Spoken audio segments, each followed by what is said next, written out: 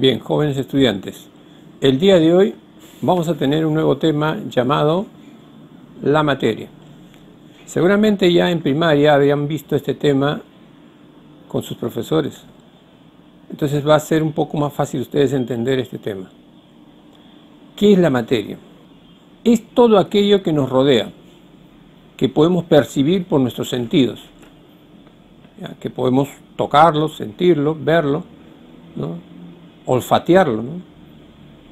Entonces, todo lo que puede ser percibido por nuestros sentidos se llama materia, pero hay que poder tener idea también qué es lo que no se puede considerar como materia.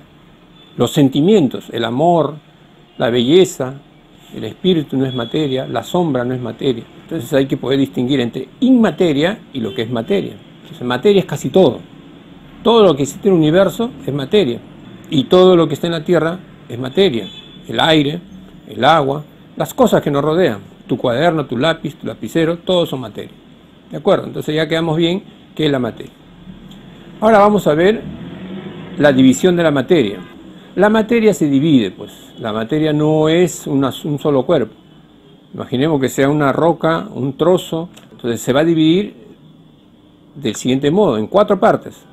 Cuerpo, partícula, molécula y átomo. Entonces la materia se sigue dividiendo, y desde antes siempre había la idea de que la materia se siga dividiendo. Todos estaban preocupados hasta cuántos más se puede dividir. Es decir, yo tengo un trozo de papel y puedo cortarlo. ¿Hasta cuánto puedo cortarlo? El pedacito más pequeñito, ¿no? Corto, ya hice un montón de pequeñitos papelitos. Ya dividí la materia. ¿Hasta ahí quedará la materia? No, porque si hacemos esto con las partículas del azúcar, el azúcar está triturada. Pudo haber sido un trozo de roca y luego lo trituran y sale polvo, que salen partículas. Y hay azúcar impalpable. ¿Y hasta cuándo lo podemos dividir? Lo echamos en un vaso con agua, disolvemos una cuchara de azúcar y, oh magia, ¿se desapareció el azúcar? No, está en forma de moléculas. Ya no se ve. Las moléculas ya no son percibidas por nuestros ojos. Y luego las moléculas siguen los átomos. Los átomos menos, no se van a ver los átomos. Es mucho más pequeño que un virus. Entonces, habrán los científicos tener que crear máquinas especiales para poder ver un átomo. Ya lo han creado, ¿no? En el acelerador de partículas ya pueden ver átomos. Y ahora, ¿se podrá dividir un átomo?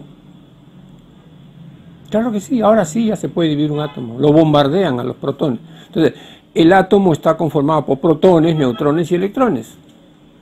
Pero al momento de bombardear a los protones, se dividieron en múltiples partículas.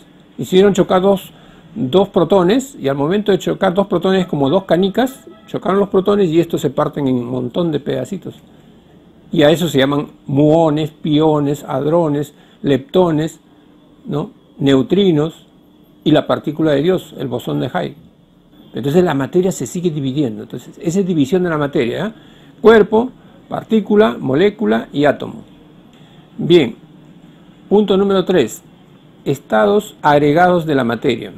¿A qué se refieren los estados agregados de la materia? Se refiere al sólido, líquido, gaseoso y el estado plasma. Estos cambios de la materia se lo deben a la temperatura. Un cuerpo sólido, imaginemos el hielo. Tú le pones temperatura, ese hielo se va a fusionar y va a quedar convertido en agua, en líquido.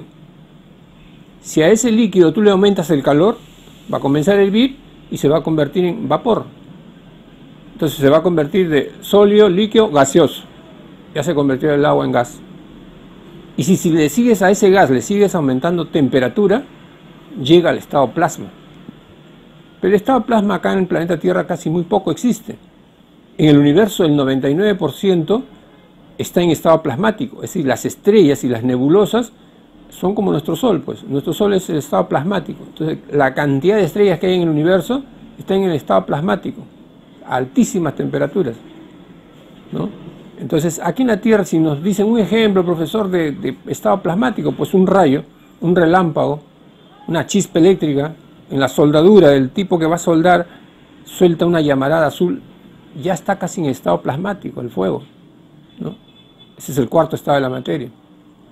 Muy bien, ahora vamos a ver las propiedades de la materia.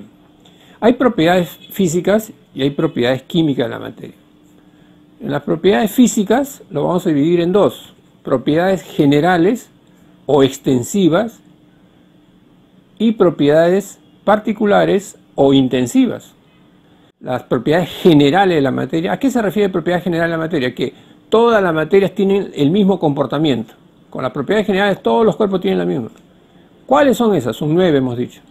Vamos a recordar. El primero, el volumen. Todos los cuerpos tienen volumen. Tienen alto, ancho y alto. O sea, 3 dimensiones. Toda materia tiene 3 dimensiones. Si tiene 3 dimensiones se puede medir el largo por el alto por el ancho. Tu cuaderno, tu Biblia, tu refrigerador, mides el alto, el ancho y el alto y ya tienes el volumen de ese cuerpo. Para los cuerpos irregulares se utiliza la probeta, ¿no? En laboratorio se utiliza la probeta para saber el volumen de mi borrador, el volumen de mi lapicero. Se puede saber. Luego viene la segunda propiedad, la masa. ¿Qué es la masa? La masa es la cantidad de materia. Todos los cuerpos tienen masa. Mi cuerpo tiene masa, tus lentes tienen masa, tu pelo tiene masa, todos los cuerpos tienen masa. Y la masa se mide con el kilogramo. La unidad de la masa es el kilogramo. Y la subunidad es el gramo. Entonces todos los cuerpos tienen masa. Y se mide con la balanza. La balanza es el instrumento para medir la masa. Entonces todos tenemos masa. Y acá ya viene la tercera propiedad general de la materia, que es el peso, que se parece, peso y masa parece que sea la misma cosa, pero en física ya se hace la distinción entre peso y masa. ¿Qué es el peso? Todos los cuerpos en la Tierra tienen peso, en el espacio no tienen peso. ¿Qué significa esto, profesor? Es que en la Tierra hay gravedad, y la gravedad tiene un valor. Isaac Newton lo descubrió, 9,82 metros por segundo al cuadrado. Esa es la gravedad, lo que está en nuestra cabeza y lo que nos pesa, la gravedad, 9,82. Cuarta propiedad de la materia, propiedad general, la impenetrabilidad. Es la resistencia que opone un cuerpo a otro a ocupar su lugar en el espacio. Ningún cuerpo puede ocupar al mismo tiempo el lugar de otro. Asimismo, la impenetrabilidad es la resistencia que se opone a un cuerpo a ser traspasado. La inercia. La inercia en la materia significa que un cuerpo no se puede mover si es que no actúa una fuerza que lo haga mover de su sitio. Entonces es la capacidad de los cuerpos de permanecer inmóvil en su sitio sin que actúe ninguna fuerza, ¿no? Si actúa una fuerza, ese cuerpo va a moverse. Entonces toda la materia, si se va a mover es porque va a actuar alguna fuerza externa sobre él, ¿no? Ejemplos, por ejemplo, nosotros cuando estamos en un bus y este arranca abruptamente, nuestro cuerpo por inercia se va hacia atrás, ¿no? Porque él partió con una velocidad y nos dejó hacia atrás, ¿ya? Ese es el ejemplo de inercia. La indestructibilidad. Se dice que la materia es indestructible. Ya habíamos dicho también en una clase de que un principio en la química, lo dijo Antonio Lavoisier, que la materia no se crea ni se destruye, solo se transforma, ¿ya? La materia no se crea ni se destruye, solo se transforma. Quiere decir que la materia es indestructible, se puede convertir en otro cuerpo, pero nunca lo vas a acabar. Sus átomos se transforman en otra cosa, pero nunca se van a acabar, ¿ya? O sea, tú puedes convertir cualquier materia, lo conviertes en otra cosa. Sus átomos son los mismos, pero puedes transformarla, pero es indestructible. La materia solamente se va a transformar en un cuerpo, ¿ya? Si tú tienes hierro, ese hierro más adelante puede ser un clavo, puede ser un tornillo, puede ser una bisagra, pero sigue siendo hierro, no se ha extinguido, ¿de acuerdo? Ese es el principio general llamado indestructibilidad. La divisibilidad.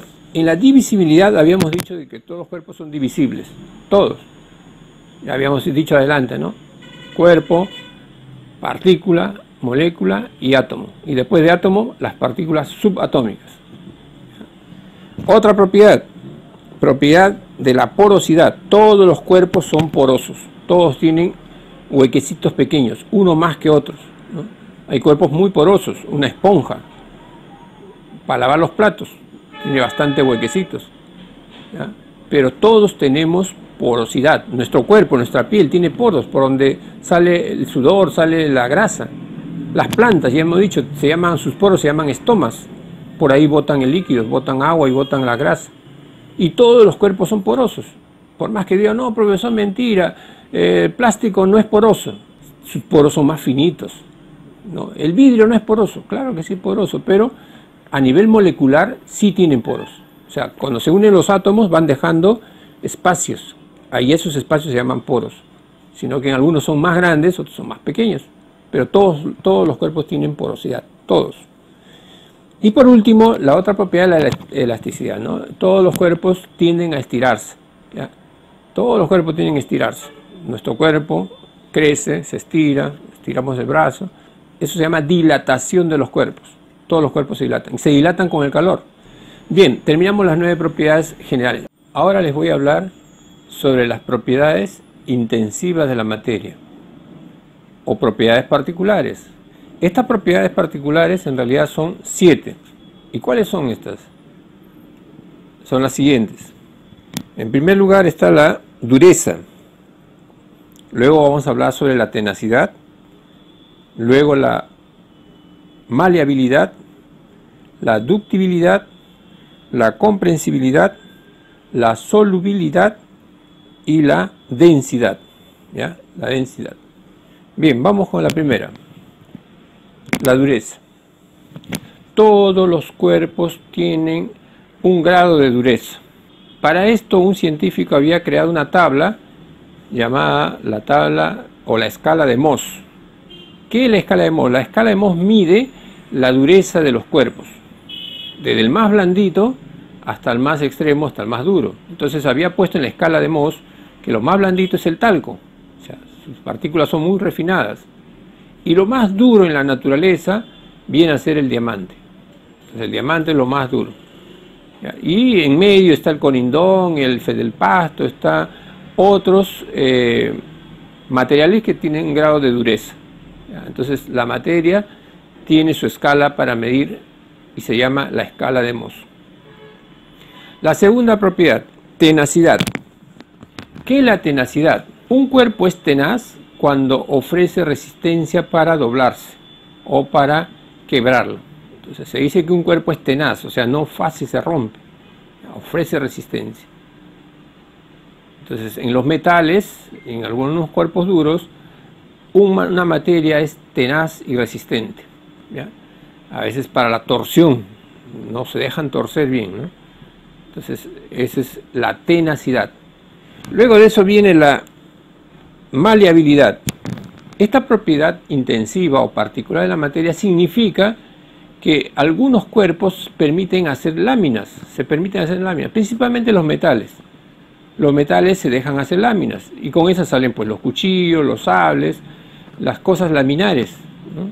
Una tijera, todo lo que tenga laminar, pero no solamente los metales. Esta hoja también es una lámina de hoja.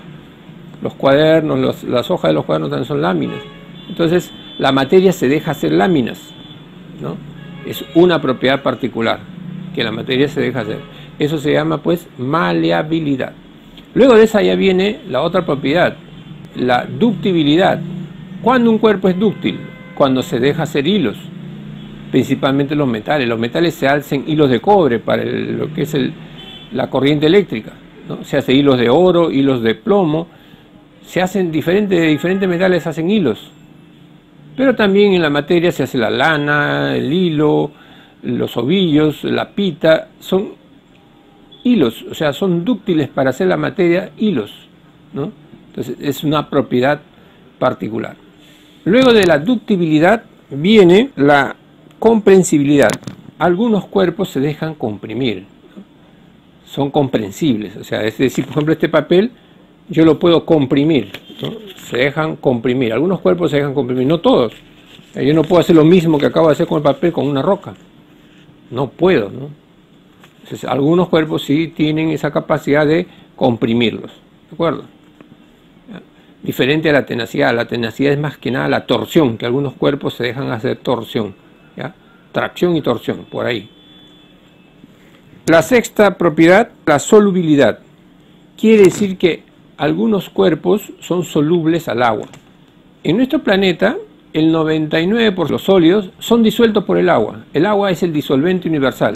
El agua disuelve toda la mayor cantidad de materia, ¿ya?